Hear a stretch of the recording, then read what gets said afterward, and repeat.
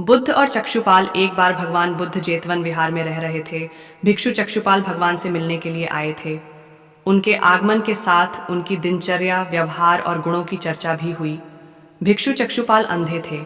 एक दिन विहार के कुछ भिक्षुओं ने कुछ मरे हुए कीड़देहों को चक्षुपाल की कुटी के बाहर पाया और उन्होंने चक्षुपाल की निंदा करनी शुरू कर दी कि उन्होंने इन जीवित प्राणियों की हत्या की। भगवान बुद्ध ने निंदा कर रहे उन भिक्षुओं को बुलाया और पूछा कि क्या तुमने भिक्षु को कीड़े मारते हुए देखा है? उन्होंने उत्तर दिया, नहीं।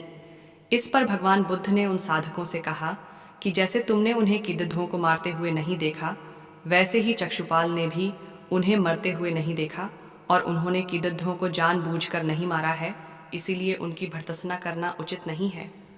भिक्षुओं ने इसके बाद पूछा कि चक्षुपाल अंधे क्यों हैं?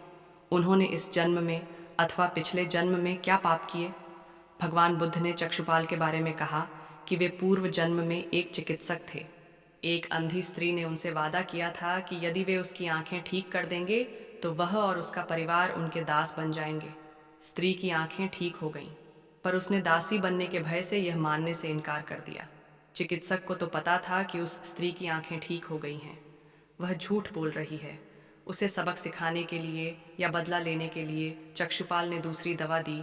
उस दवा से महिला फिर अंधी हो गई। वह कितना ही रोई पीटी, लेकिन चक्षुपाल जरा भी नहीं पसीजा। इस पाप के फलस्वरूप अगले जन्म में चिकित्सक को अंधा बनना पड़ा।